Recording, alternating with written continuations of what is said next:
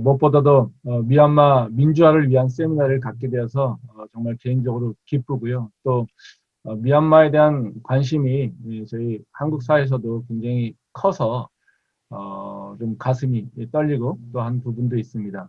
저는 2012년도에부터 미얀마에 관심을 갖고 이제 광신환 교수님과 몇 분과 함께 연구회를 만들어서 활동했었는데 사실 그 미얀마에 대한 얘기를 할 때마다 사실 경제적 관점 또는 뭐좀 속된 말로 얘기하면 돈 버는 거에 대한 관심으로 미얀마에 대한 관심이 좀 많았던 것 같습니다. 근데 하지만 미얀마가 이렇게 어려운 지금 상황에서 또 특히 미얀마가 산업화뿐만 아니라 민주화를 동시에 추진하는 나라라고 하는 그 특성들이 우리나라에 좀 알려지면서 그 미얀마의 민주화를 위해서 한국의 사회가 이렇게 관심을 갖고 또 함께 동참한다라고 하는 것을 보게 되면서 좀 마음이 더 좋은 것 같습니다.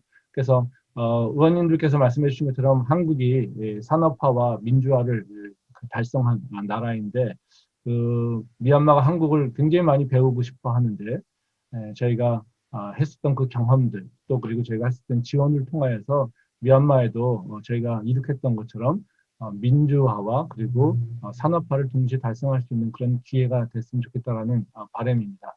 뭐 이런 바람 가지고 제가 간단하게 그 미얀마의 지금 쿠데타가 왜 일어났는지 그리고 또 어떻게 전개되고 있는지 또 그리고 무엇보다도 이제 가장 중요한 거는 향후 어떻게 될 것인가라고 하는 전망을 좀 말씀 좀 드리도록 하겠습니다. 뭐 전망이라고는 쉽지는 않지만요. 뭐 딱 어떤 거다라고 하는 것보다는 어떤 요소를 좀 봐야 될 것인가, 그 앞으로의 그 전개를 어떤 그 결정할 수 있는 어떤 결정 요인들이 뭔가를 좀 생각해 보도록 하겠습니다. 제가 따로 이제 줌이기 때문에 따로 이제 그 PPT는 안 만들었고요. 그냥 말씀으로 말씀을 좀 드리도록 하겠습니다. 말로 말씀을 좀 드리겠습니다. 우선 미얀마 쿠데타 원인입니다. 그 군부에서는 외부적으로는 뭐 부정선거를 얘기하고 있지만 이 부정선거가 있었다라고 하는 것을 믿는 사람은 없고요. 그리고 군에서 주장하고 있는 부정선거에 대한 근거도 사실 미약하기 때문에 국제사회에서는 이 부분에 대해서 전혀 관심을 갖고 있지 않다라고 하는 것을 우리가 좀 먼저 분명히 해야지 될 것 같습니다. 그러면 군부가 왜 이 쿠데타를 일으켰느냐? 이거는 어찌 보면 미얀마가 민주화를 가고 있는 마지막 걸림돌을 만난 거라고 저는 생각을 합니다. NLD가 집권한 지난 정부에서 군부와 민주정부는 계속해서 경쟁을 해왔습니다. 그 민주정부가 집권을 했다고 생각하지만 사실 그 안에서는 두 개의 세력이 공존했었다는 거죠. 특히 미얀마 정치에서 군부라고 하는 존재는 한국이 생각했던 것보다 훨씬 더 강력한 그 역할을 그리고 힘을 가지고 있습니다. 오랜 시간 동안 군이 미얀마 사회를 통치해왔기 때문에 모든 엘리트들이 군에 있을 뿐만 아니라 정치적으로 뿐만 아니라 경제적으로도 똘똘 뭉친 그런 공동체입니다. 그리고 또 2008년도에는 군이 제정한 헌법으로 인해서 군이 행정부와 입법부의 그 역할을 당연히 하게 돼 있습니다. 25%의 국회의원들은 다 군에서 그 임명하게 되어 있고요. 그리고 또 부통령과 또 국방부, 내무부, 그리고 국정부 관할하는 그 장군은 바로 이제 그 군에서 임명을 하게 돼 있습니다. 그래서 입법부와 행정부가 모두가 다 군이 일정 부분의 그 권력을 가지고 있었다라는 것입니다. 그래서 NLD는 지난 정부에서도 끊임없이 헌법을 개정하려고 하는 노력을 해왔습니다. 이런 헌법이 악법이라고 하는 것을 다 알고 있기 때문에 시민들도 이 헌법을 개정하는 것을 다 동의하고 있었던 상황입니다. 사실 이번 작년 총선이 되면 총선으로 인해서 군부에서는 자신들의 서력을 복권하려고 하는 그런 부분이 있었습니다. 그렇지만 지난 11월에 있었던 그 총선에서 NLD가 완승하면서 군부가 세력이 약화될 것에 대한 위기감이 고조됐었습니다. 사실 군부에서는 미얀마의 그 NLD가 정치를 잘 못한다 또는 경제적으로 그렇게 큰 성과를 내고 있지 못했기 때문에 군부에서도 좀 그 다시 권력을 찾아올 수 있는 기회가 있지 않을까라고 하는 그런 기대를 좀 했었던 것 같습니다. 그렇지만 그 총선의 결과를 보게 되면 완패가 됐었다라는 거죠. 그래서 군부에서는 바로 이렇게 가다가는 자신들의 세력이 없어질 것 같다. 아니면 완전히 그 멸살될 수도 있겠다라고 하는 위기감이 고조된 것 같습니다. 특히 지금 현재 군 수장인 민 아웅 훌라잉 총사령관이 금년도 7월이면은 은퇴를 하게 되어 있습니다. 그러니까 군 수대 자체가 변경이 돼야 되는 상황인 거죠. 근데 총선이 완패되고 하면서 군 내부의 세력도 변화되는 상황에서 바로 군부는 새로운 그 권력을 잡아야 되는 길을 모색할 필요가 있었습니다. 그 방법이 사실은 총선을 통해서 이기는 것이었는데 그 총선의 완패로 인해서 그 계획이 실패되면서 예전에 자신들이 썼었던 방식의 쿠데타를 일으킬 수밖에 없었던 것이죠. 이것이 이제 미얀마 쿠데타의 그 원인이라고 저는 분석을 하고 있습니다. 그러면 이제 쿠데타가 어떻게 되고 있는가? 뭐 지금 쿠데타 초기에는 사실 군부가 성공한 거 아닌가? 이런 얘기를 많이 했었습니다. 2월 1일 날 군부가 아웅산 수치 국가고문을 비롯해서 윈민 대통령 또 NLD 리더들을 구금했습니다. 그리고 군부는 양곤과 레피더만 만달레이 주요 도시 인터넷을 다 통제했고요. 그리고 정부를 차지하고 계엄령을 선포했습니다. 그래서 너무나도 조용하게, 너무나도 신속하게 이런 것이 이뤄지면서 국제사회나 또는 저희 한국 내에서도 미얀마 쿠데타가 성공한 거 아닌가 뭐 이런 얘기를 했었습니다. 근데 초기에는 미얀마 시민들도 비폭력적으로 뭐 8시에 뭐 소리를 내서 그 솥단지 같은 걸 때리면서 소리를 낸다라든가 뭐 이런 걸 통해서 시위를 했었는데요. 근데 이 군부의 탄압이 거세지면서 시민들의 저항도 거세지고 있고요. 그래서 지금은 모두가 다 아시다시피 또 지금 방금 전에 봤었던 저희 영상처럼 정말 유혈 사태가 나고 있고요. 그리고 이 사태가 점점 심각해지는 상황이 가고 있습니다. 뭐 이러한 사태는 쉽게 머무를 것 같, 끝날 것 같지는 않습니다. 아마 이런 유혈 사태는 더 강경해지고 있고요. 그리고 정말로 군 시위대 군과 내전으로 발생할 수 있는 그런 가능성도 지금 점쳐지고 있습니다. 저도 얼마 전에 양곤경제대 저희 학생들하고 SNS를 하면서 그 학생들이 그런 얘기를 하더라고요. 자기네들이 젊은 사람들이 군을 조성하려고 한다. 이렇게 가다가는 모두 죽겠다. 그리고 이렇게 해서는 안 되겠다라고 하는 생각으로 이 학생들이 군을 조성하려고 하는 민간군을 조성하려고 하는 그런 움직임도 있다라고 하는 것을 보면서 이게 쉽지는 않겠구나라고 하는 생각을 좀 해봤습니다. 그러면 앞으로 어떻게 될 것인가 이게 되게 중요하겠죠. 뭐 지금 희생자가 계속 나오고 하는 것들에 대해서는 뭐 다 언론을 통해서 아실 테니까요. 그러면 저희가 먼저 이제 앞으로 그냥 시나리오를 전개하는 것보다는 그러면 앞으로 쿠데타가 어떻게 전개될 것인가 그것을 결정하는 요인들이 뭐가 있을까라고 하는 부분을 좀 살펴볼 수 있을 것 같습니다.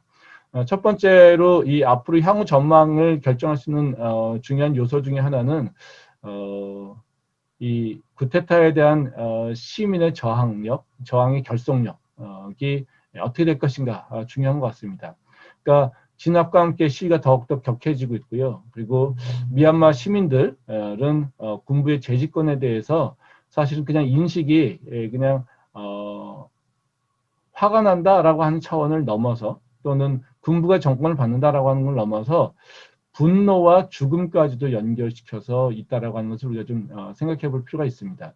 특히 아까 말씀드렸듯이 젊은 세대들이 이 10년간의 개방을 그리고 자유를 맛봤습니다. 그래서 예전으로 돌아가는 것, 이전으로 돌아가는 것은 사실 죽음과도 같다라고 하는 표현을 많이 쓰고 있습니다. 그래서 지금 시위도 사실 이 청년들이 시위를 주도하고 있고요. 그리고 청년들이 국제 연대를 해 가면서 하고 있고요. 그리고 청년들이 SNS나 이걸 통해서 조직적으로 생각보다 정말 조직적으로 이 시위가 진행되고 있다는 것입니다.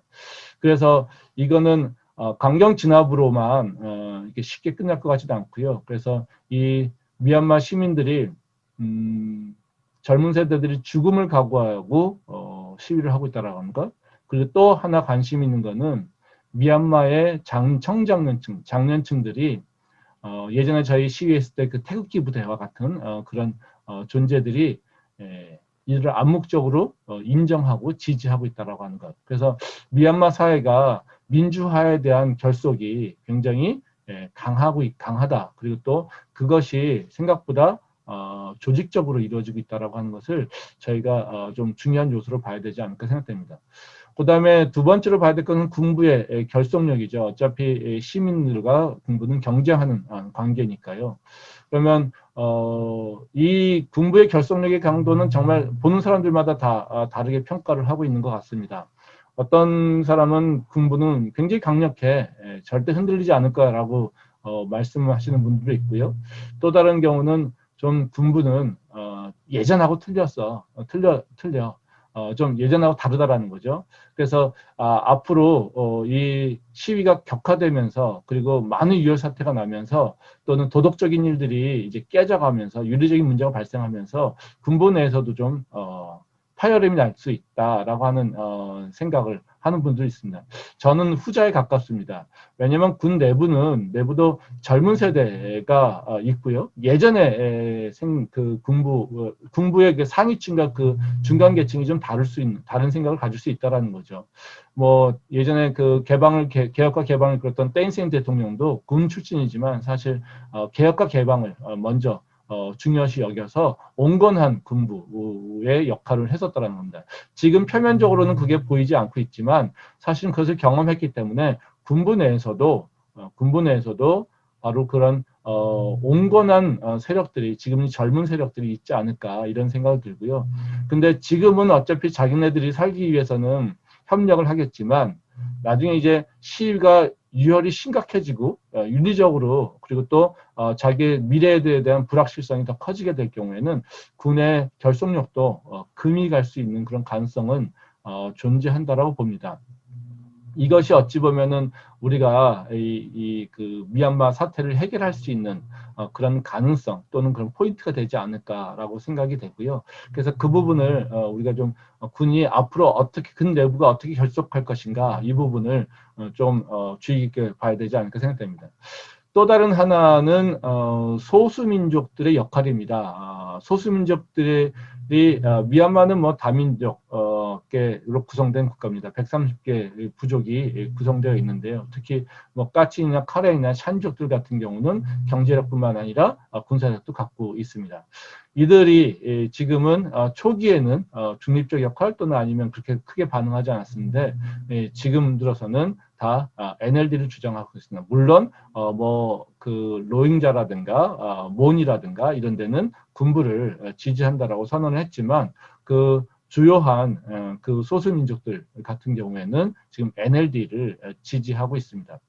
그렇기 때문에 이걸 통해서 지금 흘러나오는 그 주장되고 있는 얘기가 단순히 민주화의 얘기뿐만 아니라 차별을 철폐하는 것, 즉 말하자면 그 미얀마는 그 버마족들이 70%가 차지하여서 그들이 대다수고 또 소수민족에 대한 차별이 있었는데 바로 이 기회를 통하여서 바로 그 민족 간의 평화와 그리고 차별이 철폐되는 인종 간의 민족 간의 차별이 철폐되는 그런 가치도 지금 떠오르고 있는 상태입니다.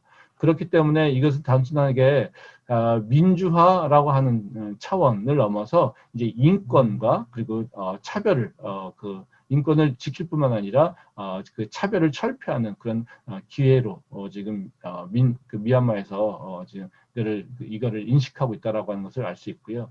그래서 이것이 끝나게 되면 아마 미얀마도 정치적으로 또 여러 변화가 있을 것으로 생각이 됩니다. 그래서 이 소수 민족들이 어떻게 이 시위와 연대하고 그들이 함께 끝까지 가느냐 이거에 따라서 앞으로 시위도 영향을 받을 것으로 생각이 됩니다. 마지막으로 네 번째는요, 국제사회입니다. 특히 이제 미중과의 관계입니다. 바이든 정부가 출범하면서 이 아시아에서 첫 번째 발생한 분쟁입니다. 그리고 이 미얀마는 미중이 첨예하게 붙어 있는 어찌 보면 그 전쟁터와도 같은 곳인데 그곳에서 미중이 충돌하게 돼 있습니다. 물론 중국이 지금은 잠잠하게 그냥 아무 얘기 안 하고 중립적인 위치를 갖고 있지만 미얀마 시민들도 마찬가지고요. 국제사회도 그렇고 계속해서 중국에 대해서 압박을 하고 있는 상황입니다. 그러기에 이제 바이든 행정부 같은 경우도 지금 미중 관계에서 첫 번째 맞붙은 것, 또 그리고 바이든 행정부가 주장하고 있는 민주주의와 그리고 인권 이런 것들이 바로 그 첫 번째 시험대가 될 수 있다는 것이죠.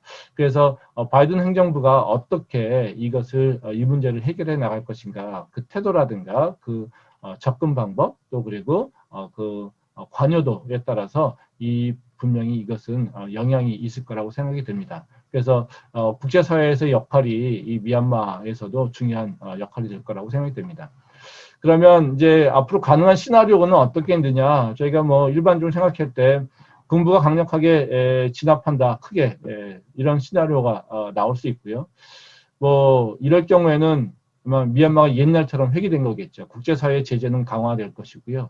그리고 아마 중국은 미얀마는 중국과 아세안 주변 국가들과 교류하는 상황이 될 것이고요.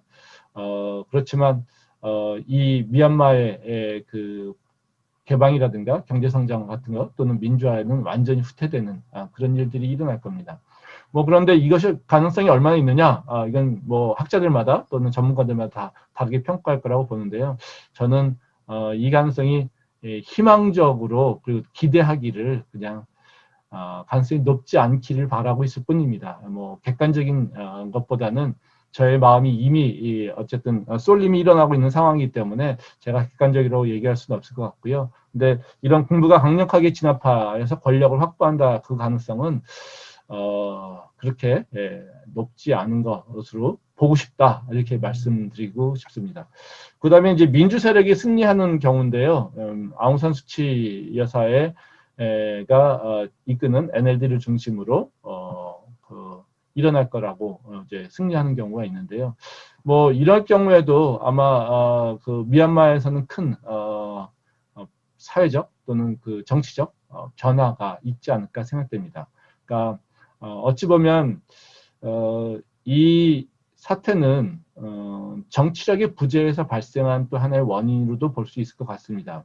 아웅산 수치 여사의 정치 지도력에 대한 지지가 이전과도 같을까? 또 그리고 또 여러 세력, 그 소수민족들의 세력이라든가 발언이 좀 강해지는 그런 역할, 그리고 또 그 젊은 세대들이 이것을 이끌어가는 그런 형국이기 때문에 그러면 미얀마 사회는 분명하게 변화되지 않을까라고 하는 생각이 좀 들고요. 그리고 지금 주장하는 것처럼 이쪽 민주 세력이 승리할 경우에는 바로 이 미얀마 사회 내 그 정치 체제가 연방주의, 미국의 연방주의 체제와 같은 형태로 더 이렇게 발전될 가능성이 크고요. 또 헌법의 개정을 통해서 군부의 세력은 약화될 거고요. 그리고 정치 세력들도 이제 새로운 세대 교체가 일어나지 않을까 이런 생각을 합니다. 지금 우리 국회의원 의원님들께서 말씀하셨듯이 과거에 이 대학생 그 학생 운동을 하셨던 그런 경험들에 대해서 말씀해 주셨는데 그런 일들이 그런 세대들이 지금 한국에서 이런 그 정치 지도자로서 역할을 하고 계신 것과 마찬가지로 미얀마에서도 그런 일들이 일어나지 않을까 그런 기대를 하고 있습니다. 그럼 마지막으로 한국이 어떻게 대응해야 될 것인가라고 하는 부분인데요.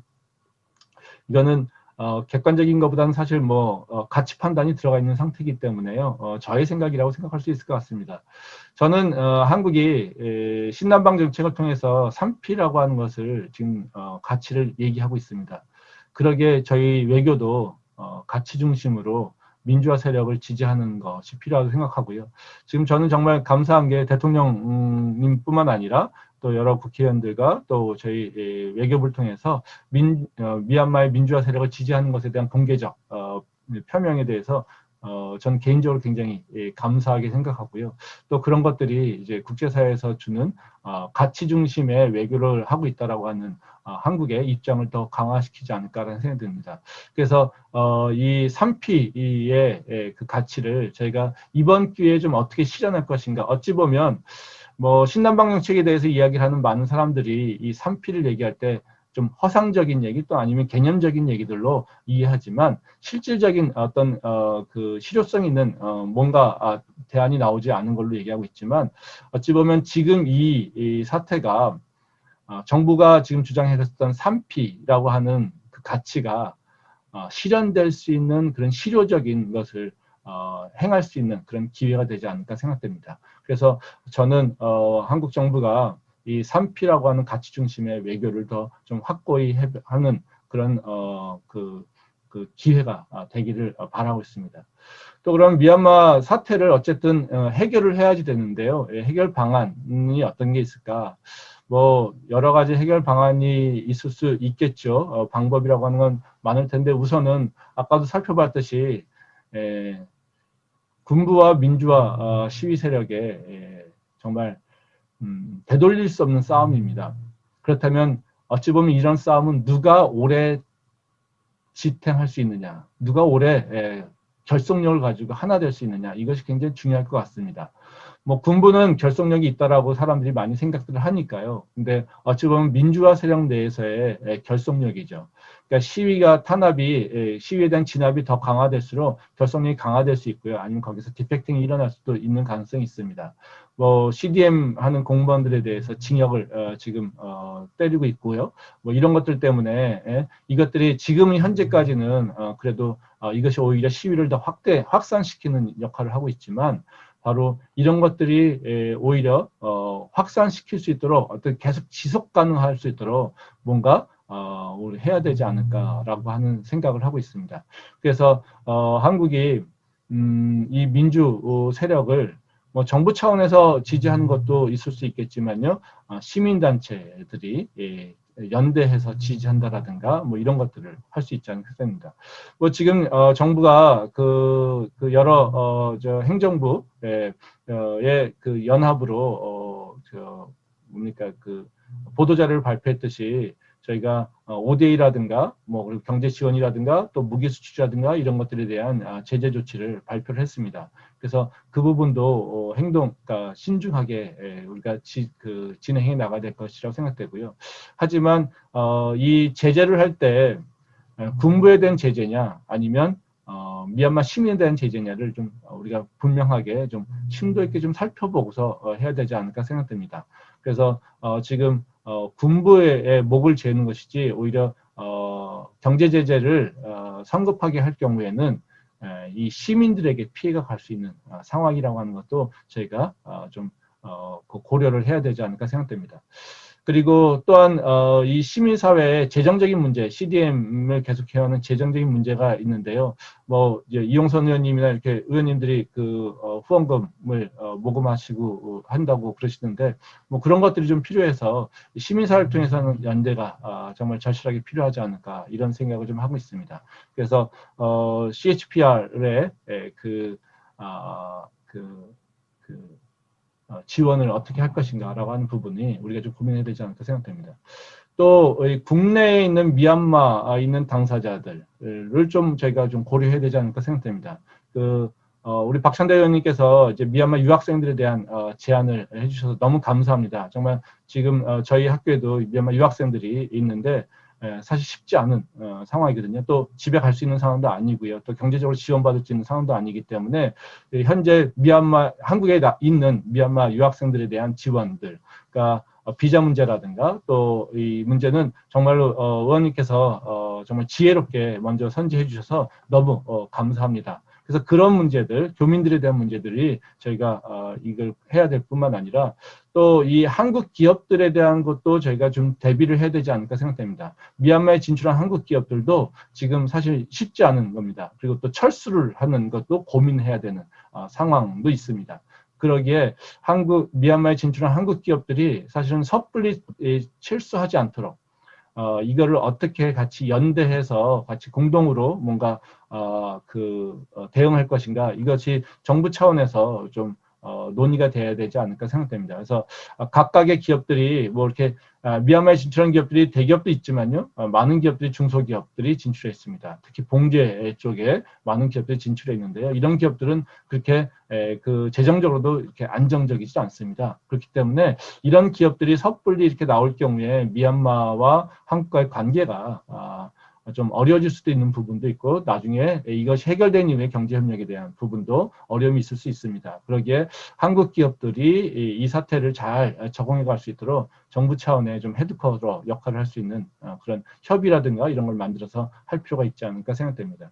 그리고 마지막으로 이제 외교 부분에 있어서 말씀을 좀 드리면요. 국제 외교에서 저는 한국이 주도주 역할을 할 수 있는 방법을 좀 찾아야 되지 않을까 생각됩니다.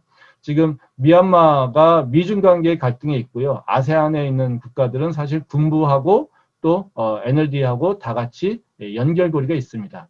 근데 한국이 여기서 껴들어가는 것이 좀 쉽지는 않은 것 같습니다. 하지만 저희가 가치 외교를 하고 있고 분명하게 그 미얀마를 지지하고 있는 상황이기 때문에 이 국제 외교 사회에서도 이런 어찌 보면 미중 갈등 또 그리고 주변 국가의 갈등 사이에서 누가 주도적으로 뭔가 열심히 하고 있지 않은 상태, 이런 상태에서 한국이 오히려 신남방 정책이라고 하는 가치를 가지고 주도적 역할로 좀 개입을 하면 좋겠다는 생각이 들고요. 이런 것들도 정부 차원에서 할 수도 있겠지만 또는 저는 민간단체가 해야 되거나 아니면 정부의 지원을 받는 민간인들이 좀 하는 것이 바람직하지 않을까. 뭐 특별 대사라든가 뭐 아니면 뭐 이런 여러 관계를 통하여서 왜 정부 차원으로 할 경우에는 사실은 이게 유연성이 좀 떨어질 수가 있습니다. 군과 또 시민 사회의 연결고리를 하기 위해서는 민간 기구라든가 민간인 신분의 정부의 어떤 임무를 맡은 그런 역할을 하는 특별대사라든가 이런 제도를 좀 저희가 고민해봐서 이 군과 군부와 민간 그리고 주변 국들과 연대해서 뭔가 협상의 그 중재자로서 역할을 하는 방법을 좀 찾아봐야 하지 않을까 생각됩니다. 로힝야 사태가 일어났을 때 오히려 저희가 교훈을 삼을 수가 있는데요. 로힝야 사태가 일어나면서 서방에서 미얀마의 아웅산수치 여사를 압박을 했습니다.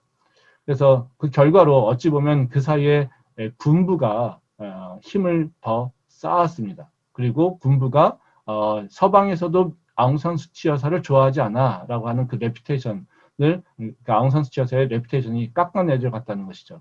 그래서 어찌 보면 이 서방이 미얀마를 향한 국제 외교의 실패가 군부가 이런 쿠데타를 일으킬 수 있는 하나의 그 동인을 만들어주지 않았나라고 하는 생각도 듭니다.